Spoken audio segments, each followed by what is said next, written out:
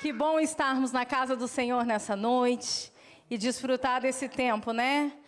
Louvando, elevando as nossas vozes ao Senhor, exaltando o nome dEle. Quero aproveitar aqui e encorajar vocês que têm os filhos aqui que estão participando, né, na escola bíblica. Vocês, quando verem as crianças, conversem com elas, perguntem o que elas estão aprendendo, o que elas aprenderam hoje, pergunte sobre a oração, pergunte para elas quem deu o testemunho hoje na aula. Toda a aula agora terá testemunhos, terão momentos de oração, e eu quero pedir à igreja, encorajá-los a nos ajudar a despertar isso no coração dos nossos filhos. E se tiver algo durante a semana que eles vivenciem, vamos incentivá-los a testemunhar no dia da aula. Quando eles chegarem aqui, né, procura lá quem vai dar a aula, o professor ou a professora, e incentive o seu filho a testemunhar. Pois nós já temos ouvido grandes vitórias já, desde a semana passada, né? Estamos vivendo. E o nosso objetivo é fazer com que as crianças vivam já a presença e desfrutem da liberdade do Espírito Santo, tal qual os adultos vivem.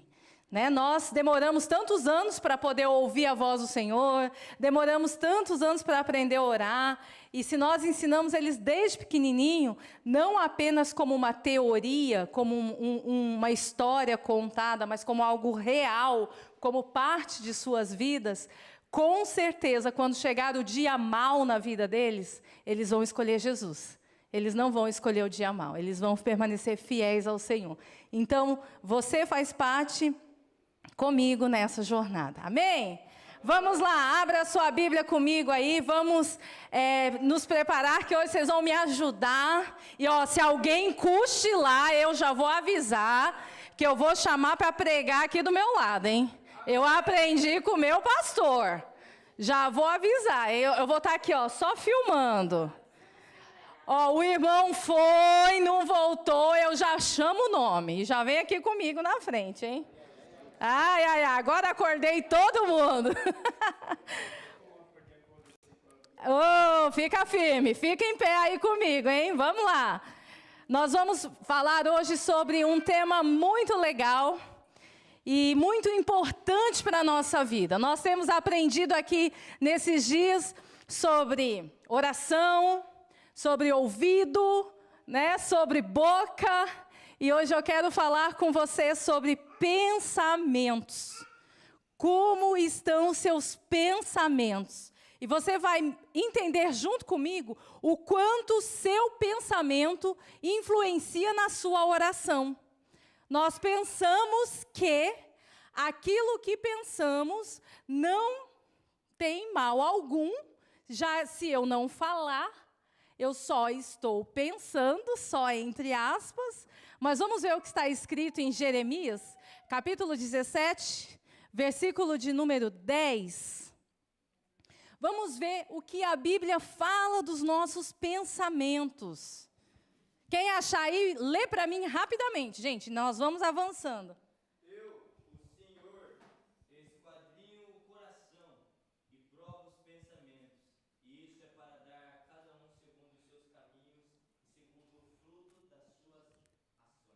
Olha então o que está escrito. O Senhor esquadrinha o nosso coração e prova o nosso pensamento. Então quer dizer que o meu pensamento não é uma coisa sem valor no mundo espiritual. O pensar e não falar, então está tudo ok. A Bíblia diz que Deus me retribui segundo o fruto das ações e provando os meus pensamentos. Né? Nós já estudamos aqui que as nossas ações começam no pensamento. Todo pecado, para ele ser consumado, começou na mente. Então, o pensamento, ele tem essa autoridade sobre nós. Ele nos leva a um lugar santo, a um lugar de justiça, a um lugar real na presença do Pai, ou não. Ou ele nos para um lugar de destruição. E quando nós falamos sobre oração, nós pensamos assim, eu vou orar para eu falar com o Senhor, não é assim? A oração, de uma forma simplificada, nós aprendemos que é falar com Deus. Então, nós chegamos diante do Senhor e falamos tudo aquilo que nós estamos pensando, não é? Você vai enumerando na sua cabeça o que eu vou falar com o Senhor. E é muito legal, porque quando a gente está orando em grupo, tem pessoas que elas oram assim, e vai, parece um foguete que decola. Deu 10 minutos. Cadê a Jéssica? Estava aqui agora orando. Foi e parou. Aí tem aquele que começa quietinho. Quietinho. Da meia hora ele está lá. Foi numa velocidade diferente, não é assim? É só eu que observo isso, quando a gente está em grupo. É só eu. Vocês não escutam o vizinho orando, não, né? Aí tem o mais animado, tem o mais quietinho, tem o que grita, tem o que fala baixinho, tem o que ora em espírito, né? Tem o que quer orar sozinho, vai lá no cantinho da igreja. Tem uns que só falta entrar assim, embaixo da cadeira, né? E tem o que gosta de andar, de falar. Tem todos os tipos de oração. E isso é interessante porque quando nós estamos nesse momento, nós estamos elevando diante do Senhor os nossos pedidos, é algo tão lindo, porque nós derramamos aquilo que nós estamos carregando diante dEle. Mas quando nós olhamos para a Escritura nos chama para uma vida de oração um passo mais além. Não somente aquela oração, como que eu posso dar um nome? De entrega, não somente aquela oração, Senhor, minhas preocupações, olha aqui. Não só essa é importante. A Bíblia diz que nós devemos fazer conhecida todas as nossas petições perante o Senhor. Porém, não existe só esse tipo de oração. Você sabia disso? Você sabia? Você já olhou para as Escrituras com um olhar de vou vasculhar que tipo de oração esses homens de Deus oravam? Vou vasculhar que tipo de oração os profetas oravam? A Bíblia nos ensina muitos tipos de oração. E eu quero te encorajar a partir de hoje, quando você ler as Escrituras, que você busque novas formas de orar. Vocês que estão orando conosco lá no Telegram, de manhã, de segunda a sexta-feira, vocês vão perceber que tem pessoas que começam a orar e eles vão declarando a palavra, vão orando sobre a palavra.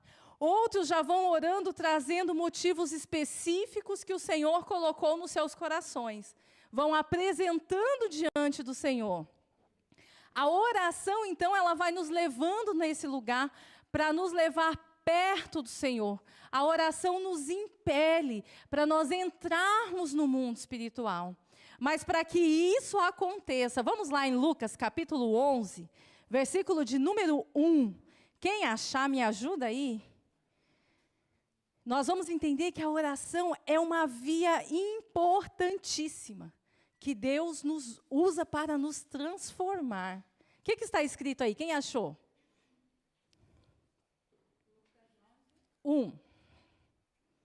Certo dia, Jesus estava orando em determinado lugar. Tendo terminado, um dos seus discípulos lhe disse: Senhor, ensina-nos a orar como João ensinou aos discípulos dele. Ele lhes disse: quando vocês orarem, digam: Pai. Até aí. Olha o que ele diz. Jesus estava orando. E quando Jesus termina a oração, seu discípulo diz: Senhor, ensina-me a orar. Então, o primeiro ponto é, quando nós vamos orar, nós precisamos pedir ajuda ao Senhor. Senhor, me ajuda a orar. O que eu devo orar hoje? Qual é a direção que eu preciso ter na minha oração hoje? Então, nós precisamos, primeiramente, entender que Deus está nos chamando da oração física e que você já está habituado no seu dia a dia a orar, Ele está te chamando para você subir um degrau além. E como que nós fazemos isso? Faça um desafio com você mesmo. Faça uma oração hoje, não repetindo nada do que você orou ontem. Bom desafio esse. Para começar a sua oração, todos nós temos o hábito de começar com o mesmo invocativo. O que é invocativo? Senhor Deus, Pai amado, Jesus. Que jeito que vocês oram aí? Que jeito que vocês começam? Pai querido, né? Então é natural, nós desenvolvemos o hábito de todas as orações, nós invocamos da mesma maneira. Faça diferente, invoque o Senhor por outro nome dele. E aí, aquilo que você orou ontem, que você lembra que você pediu ao Senhor ontem, hoje você vai fazer o contrário, você não vai orar isso. Mas agora você vai começar a agradecer. Você vai usar a sua imaginação. Por exemplo, ontem eu orei pedindo a resposta ou a direção por alguma situação. Hoje eu vou orar, Senhor, eu te agradeço, porque eu já estou contemplando a sua mão nessa situação. E aí eu vou mudar a minha forma de orar. Eu não vou repetir o que eu fiz ontem, mas eu vou usar a minha imaginação para que as portas da minha fé sejam escancaradas. Sabe qual é o problema? A nossa imaginação, ela está comprometida. Muitos filhos de Deus perderam a imaginação. Porque eles aprenderam que a imaginação é algo carnal. Algumas pessoas usam a sua imaginação para o pecado, para o mal, para a malícia, para o erro, para o engano, para o jeitinho brasileiro. Mas não usa a imaginação para as coisas do céu. A nossa imaginação, ela é corrompida com o pecado. E aí nós precisamos orar. Senhor, eu consagro a minha imaginação ao Senhor. Eu consagro a minha mente ao Senhor. Eu consagro as minhas ideias ao Senhor. Talvez você olhe para você e pense, eu não sou uma pessoa criativa. Eu não sou uma pessoa com muitas ideias. Mas Deus pode te fazer uma pessoa criativa. Deus pode fazer uma pessoa com muitas ideias. E dentro da oração, nós precisamos ativar essa imaginação. Como que nós fazemos isso? Um bom exemplo que nós já aprendemos aqui é, leia o livro de Salmos. Salmos é um bom guia para você orar. Qualquer trecho de Salmos, leia ele e pegue aquele texto como base para a sua oração. Você já vai exercitar a sua imaginação. Então, nós precisamos consagrar ao Senhor a nossa imaginação. Consagrar a nossa mente a Deus. E o que eu estou vendo hoje, estamos vivendo, é um tempo, acho que eu já falei isso aqui para vocês, que é tão difícil as pessoas terem atenção. Nós estamos vivendo um tempo que para vocês ficarem sentados aí 40 minutos ouvindo alguém pregar, é difícil. Já repararam? Pode ser cansaço, como o Davi disse, acordei 5 horas da manhã. Pode ser, como é que fala? Tá fresquinho, dá um soninho. Se deixa quentinho demais no inverno, também dá um soninho. Mas você reparou que não importa o horário, o culto pode ser de noite, o culto pode ser de manhã, o culto pode ser no meio da tarde. Você vai sentar aí e a sua mente vai ser roubada. 40 minutos focado em alguém falando é muito. E nós prontamente damos uma desculpa para nós mesmos. Não, é que eu estou preocupado com isso que vai acontecer amanhã. A minha imaginação, eu não tenho domínio sobre ela. E isso se dá ao quê? O tempo que nós estamos vivendo estamos todos... É um pouco dura a palavra, se vocês tiverem outra palavra, vocês me ajudam aí? Escravizados na tela. Sabe por quê? Você fala assim, eu estou com sono aqui. Você chega em casa, você vai dormir? Vai não, você vai mexer no celular. Cadê o sono? Cadê o sono de quando eu estava dentro da igreja sentado? Por que em casa o sono vai embora? Ou é só comigo que isso acontece? Eu deito na cama, minha cabeça, ó, 1000 ideias. Somos roubados. As telas estão roubando, isso que não sou eu que estou falando, tá, gente? É médicos. 76% da população mundial está com dificuldade de concentração. Crianças pequenas, na idade de pré-adolescentes, estão tendo ansiedade, síndrome do pânico, estão tendo depressão por conta do celular. E o que acontece? Como nós já ouvimos aqui, quem deu o celular para essas crianças? Os pais. Nós estamos vivendo esse tempo. Ansiedade, depressão, síndrome do pânico, debaixo do nosso olho, debaixo do nosso nariz. E aí a gente diz assim, Senhor, tem misericórdia, mas eu estou fazendo o caminho oposto. Eu estou criando todo um ambiente propício para ficar longe de Deus e não perto. Isso é forte. Isso é forte, porque quando eu comecei a orar, Senhor, a minha mente precisa estar consagrada ao Senhor, a minha imaginação, eu preciso consagrar a Deus. A resposta que eu ouvi de volta foi, como você tem usado a sua imaginação? Como você tem usado os seus pensamentos? Traça aí um gráfico, agora junto comigo, dentro da sua mente, e pense quanto de bom você pensa em 24 horas. E quanto você reclama, e quanto você olha a escassez, e quanto você olha a dificuldade, e quanto você murmura. Traça aí um parâmetro e seja honesto com você mesmo. Vamos ver Mateus 12, 33. Quem pode me ajudar aí?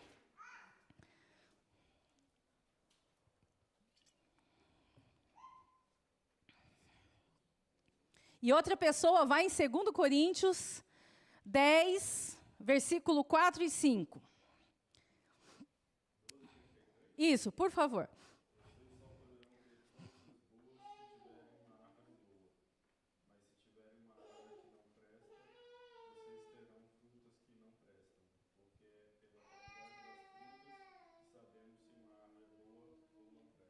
Olha o que o texto me exorta, então.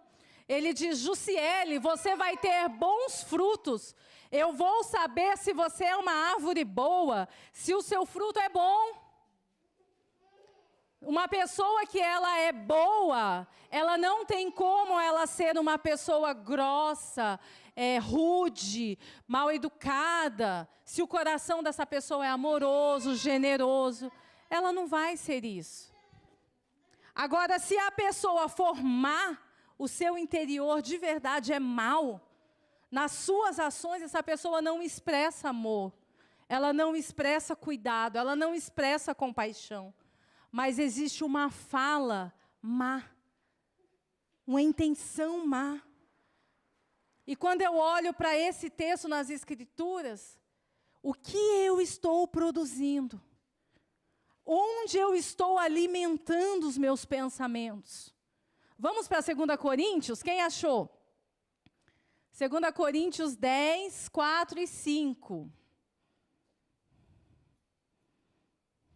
Porque as armas da nossa milícia não são carnais, mas sim poderosas em Deus, para a destruição das fortalezas, destruindo os conselhos e toda a altivez que se levanta contra o conhecimento de Deus, e levantando cativo todo entendimento à obediência de Cristo. Amém. Olha, então, nós temos uma luta e essa luta é real. Essa luta, ela não é carnal.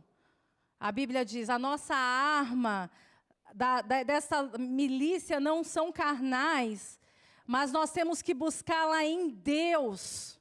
Em Deus. E como eu vou buscar a arma certa para esse tempo? É a minha pergunta para você. Qual arma você está usando hoje para lutar essa luta dentro da sua casa? Ou você está com aquela arma de 20, 30 anos atrás, achando que ela é suficiente para combater hoje? Destruir fortalezas. Nós já estudamos isso aqui. Fortalezas se falam da mente, fortalezas mentais. Sofismas são mentiras maquiadas de verdade, que nós acreditamos como uma verdade, mas é uma mentira. E toda altivez que se levante contra o conhecimento de Deus. Então, eu tenho uma luta na mente. Eu tenho uma luta interna que eu preciso romper. Eu preciso posicionar. Abra comigo o livro de 1 Reis, capítulo 18. E nós vamos lembrar de uma história muito conhecida aqui. Quando Elias, o grande profeta, ele volta e reúne todos os profetas de Baal lá no Monte Carmelo. E aí ele fala assim, junta os profetas, né? Não vai dar tempo de eu contar toda a história aqui com vocês, mas no verso, vamos lá para o verso 21, ele fala, junta todos os profetas, e ele junta todo o povo de Israel no monte. E olha o que Elias diz no verso 21.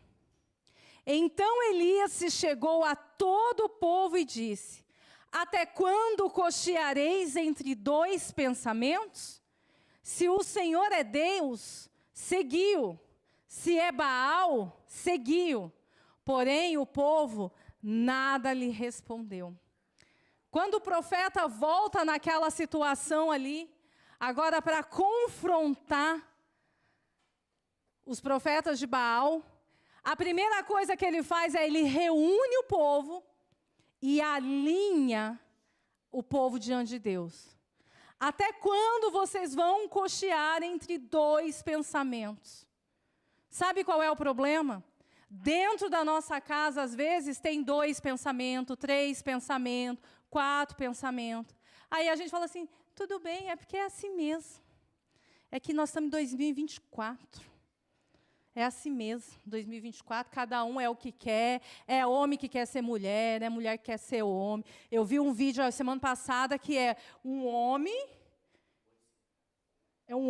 que ele se veste, ele se sente como mulher, mas ele estava vestido como homem, porque às vezes ele tem uma atração por mulher, mas ele quer ser homem. Entenderam? Entenderam? Nem eu entendi aquilo. É, exatamente. É o fim. Gente, aí eu vi um outro, não sei se vocês viram, nos Estados Unidos, a mãe processando um veterinário que não quis atender o filho, que se auto-intitula cachorro. Aí o filho ficou doente, a mãe levou no veterinário, e o veterinário não atendeu. Ele falou assim, o meu estudo, eu não tenho capacidade mental para atender uma criança. Eu estudei para cuidar de animais. Aí a mãe falou assim, mas meu filho é um cachorro. Processou, está em processo. É isso que nós estamos vivendo. E se você não olhar para dentro da sua casa com atenção, se você não vê o que está na rede social lá, que você paga a internet, de repente os filhos chegam com essas ideias. Não, mãe, tudo bem, menino ser menina e menina ser menino. Tudo bem. A gente precisa prestar atenção. Sabe qual é o problema? Os adultos têm uma maturidade para discernir. Quer dizer, é para ter, né? Pela misericórdia, é para ter. Mas as crianças não têm. E eles estão sendo bombardeados. E aí a gente quer orar e dizer assim, Senhor, a minha casa tem que ser cheia do Espírito Santo. Senhor, nós cantamos aqui, vem derrama do seu Espírito que venha. Vem derrama. O que seus filhos estão sendo alimentados dentro da casa de vocês? Como que o Espírito vem e desce sobre o altar da sua casa? Olha o que Elias fez, ele reúne o povo, alinha o pensamento, diz, não cocheeis mais em dois pensamentos. Organiza o altar. Tem que organizar o altar. Igreja, nós estamos vivendo, caminhando para o final dos tempos. Estamos caminhando. Se você olha para a sua casa e fala assim, ai, está difícil. Olha para a casa do lado, que também não tá diferente, não. 1 Pedro 5, 8 e 9. Vamos ler junto? Só para eu te encorajar que existe um preço a ser pago. Existe um preço a ser pago. Você quer que a sua casa seja cheia da presença de Deus? Reúne a família. Alinha o pensamento. Arruma as pedras do altar. Não tem outro caminho. E ali Elias fala assim, joga água, molha mais. Molha, pode molhar as pedras. E ele zombando. E eu vendo esse texto, a convicção que ele tinha, que ao orar, a presença do Senhor viria. Como que nós estamos preparando o altar na nossa vida? Como estamos preparando o altar dentro da nossa casa? Quem achou aí? 1 Pedro 5, 8 e 9. Pode ler.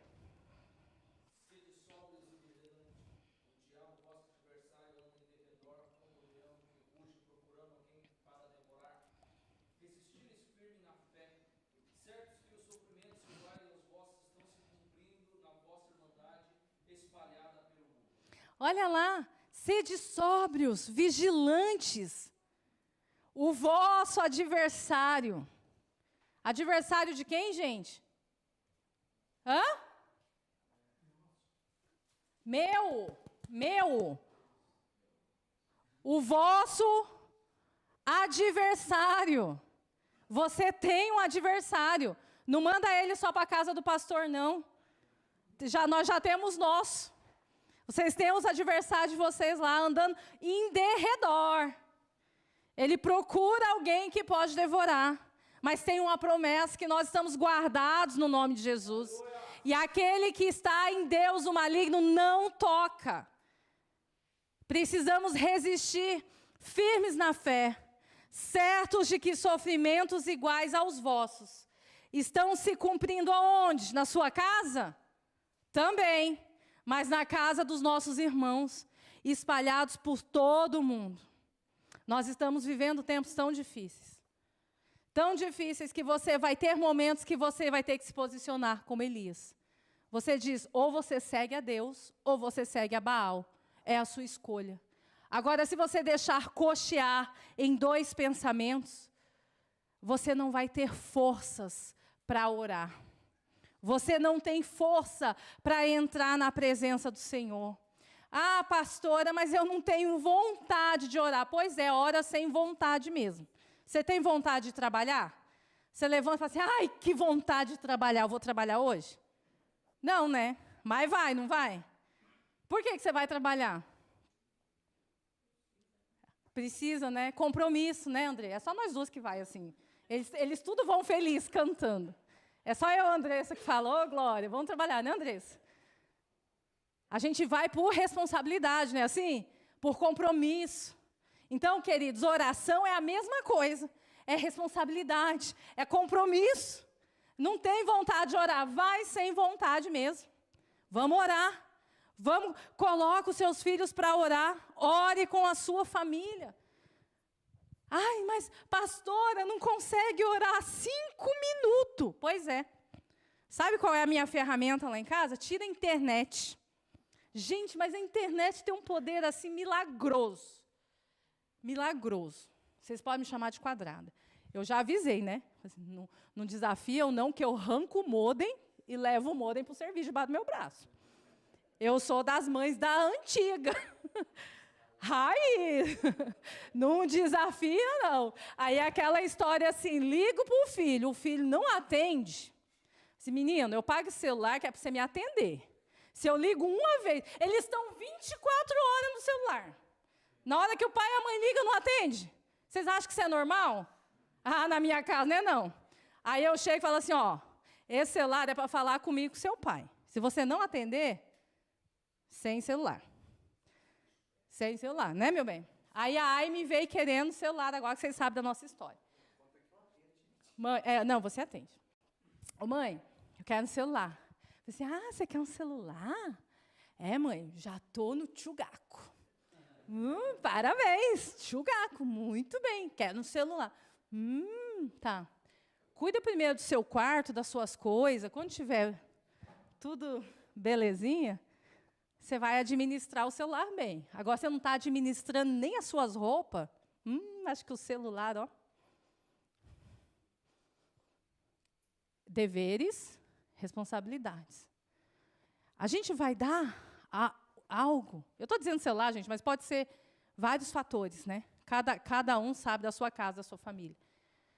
Isso pega para nós. Às vezes, a gente gasta tempo com tantas outras coisas. E quando é o tempo de você ler a palavra, ler um livro, fala assim, não gosto de ler. Nossa, mas é tão cara de pau. Me ensinaram que tem audiobook. Audiobook, gente, olha que bênção. Agora eu quero saber se a sua mente vai ficar focada naquela pessoa falando. Porque a minha não fica. A minha viaja, assim, ó. Eu achei muito legal a ideia do audiobook.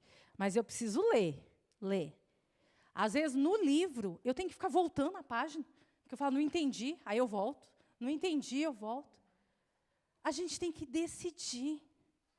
A gente trabalha, a gente passeia, a gente conversa com pessoas, né? Jogamos vôlei. Quem vai no vôlei amanhã? O pessoal joga vôlei.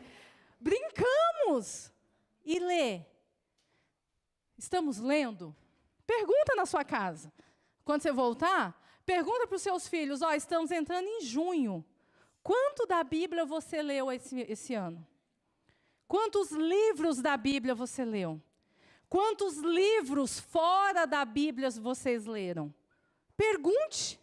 Conhecimento. Mas sabe o que a gente faz? A gente dá tudo que o mundo dá e o que Deus pede para você dar, negligencia. Negligencia. Olha aqui.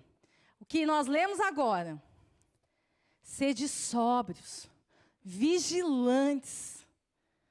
Gente, nós vamos ter vigília mês que vem, não vamos? Vigília mês que vem. Dia 21. Já vou dar um spoiler. Dia 21 de junho. Vamos ter oração aqui. Vai treinando os seus filhos para orar na vigília. Entrar na presença de Deus, desfrutar da presença de Deus. Eu escrevi aqui até alguns tipos de oração. Nem vai dar tempo de falar todos, mas a gente está aprendendo sobre oração esses dias. A oração contemplativa é estar na presença do Senhor, é desfrutar da presença dEle. Quando nós olhamos nas Escrituras, muitos homens de Deus oravam e permaneciam na presença do Pai. A gente tem dificuldade de fazer isso. Nós estamos tão agitados. Quando eu digo nós, só eu começo em mim, tá, gente? Tipo assim, vai terminar? Não vai dar logo? A gente está tão assim afoito que não consegue desfrutar da presença de Deus. Quando a gente vai orar, se fica assim um silêncio. Ninguém vai falar nada? A gente não consegue parar. É interessante isso. Exercite isso. E eu queria compartilhar com você só uma oração aqui, antes da gente encerrar. A oração de renúncia. O que é a oração de renúncia? É entrar na presença de Deus e renunciar à minha vontade. Pode ler para mim, por favor? Lucas 22, 42. Toda vez que eu entrar na presença de Deus, eu preciso ter a consciência que por meio da oração, o Pai pode me transformar. Eu saio diferente daquele ambiente. E para que isso aconteça, eu tenho que ter um comprometimento de me render a Ele. Achou Lucas 22, 42? Pai, se queres, passe de mim este cálice, contudo não se faça a minha vontade, e sim a tua. Jesus nos ensina isso. Render a vontade diante do Pai. Jesus. Senhor, faça a sua vontade. Como é difícil nós rendermos a nossa vontade diante do Senhor. Às vezes é tão dolorido abrir mão de nós mesmos, né? Pastor Silvio, no livro dele, ele escreveu assim: eu fui para o Nepal achando que eu ia ganhar aquelas pessoas para Cristo. Mas eu descobri, ao chegar no Nepal, que eu fui resgatado de mim mesmo. Sabe o que isso significa? Que Jesus precisa nos resgatar de nós mesmos todo dia. Não é uma vez só, não. Não é só quando a gente aceita Jesus. É todo dia. Eu preciso falar: Jesus, me resgata de mim mesma. Porque eu erro. Porque eu tenho orgulho. Porque eu tenho vaidade. Porque eu sou teimosa. Porque eu sou turrona. Porque eu sou incrédula. Vocês viram o pastor Ian pregando aqui sexta-feira passada? Eu estava assistindo lá de casa a pregação dele. Eu falei, eu fui visitada pelo Senhor enquanto ele pregava aqui, ó, eu assistia no YouTube. Pergunta para a Aime olhou e falou assim: o que está acontecendo com a minha mãe na cozinha? Eu cozinhando, eu senti a presença do Senhor na minha casa, quando ele disse assim: nós somos incrédulos quando vamos orar por alguém enfermo. A gente tem medo. E aquilo foi como um tapa na cara. Um tapa na cara, a gente pregar de fé e não conseguir viver a fé. Que o Senhor nos resgate nesse tempo, igreja. Que nós sejamos revestidos, para que com fé você declare e a sua oração cure o enfermo. Essa autoridade está sobre a sua vida. Nós precisamos tirar as pessoas das trevas. Oração por direcionamento é a oração que você busca entender o que Deus quer que você faça. A oração, quando você entender que mais do que você falar de você mesmo, é você parar e perguntar a Deus o que Ele quer que você ore, o que Ele quer que você faça, a sua vida vai mudar. Quando você começar a sua oração dizendo: Pai, o que eu preciso fazer nesse dia? Qual é a sua vontade? Quem são as pessoas que vão cruzar o meu caminho? O que te agrada? O que eu tenho que fazer? O que eu tenho que falar? Você vai ver a sua vida mudar. E você vai ver que a presença que você carrega vai alcançar pessoas à sua volta. Mas aí eu vou voltar lá no começo.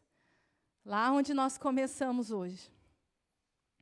Vamos lá em Provérbios, capítulo 12, versículo 5.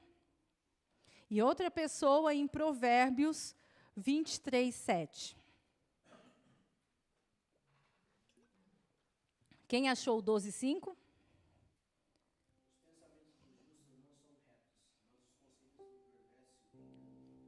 Os pensamentos dos justos são retos. Exatamente, são retos. Mas o dos perversos, não. O seu pensamento precisa ser reto. Reto. Tem que ser a nossa luta diária. O meu pensamento é pensamento de justo. Tem que ser um pensamento reto. Agora vamos ler Provérbios 23, 7. Quem achou, por favor?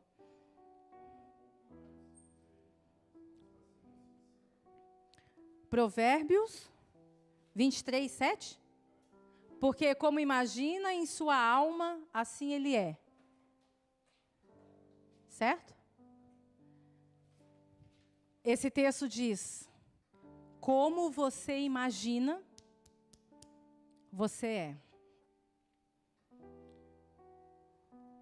Há muito tempo atrás eu vi uma frase que dizia assim, eu não lembro quem falou isso. Uma pessoa pode enganar a outra, mas ela não pode enganar todas as pessoas ao mesmo tempo. Isso é tão forte. Porque esse Provérbios, ele me fala isso, aquilo que eu imagino, eu sou. Os pensamentos que estão na minha imaginação vão me definir. E não adianta eu tentar enganar. Em algum momento isso vai aparecer. E a minha preocupação maior não é o que as pessoas veem, mas lógico que isso também, né? Afinal, vocês me conhecem pelo que vocês veem. Mas a nossa preocupação tem que ser como o Senhor nos vê. Eu gosto daquela parte da história lá de Abraão, que quando Deus fala para ele, vai, e eu darei testemunho de ti. Gente, que lindo isso. Deus dizer, vai Ju, vai Sara para o Japão, que eu vou dar testemunho de você. Não é louco isso? Não sou eu falando, é Deus dando testemunho de mim. Imagina Deus falando isso para você. Vai, filho, eu vou dar testemunho de você. Esse tem que ser o nosso desejo. E se essa for a nossa preocupação, com certeza, o que as pessoas verem será a presença dEle. Será bons frutos, boas obras, será passos retos.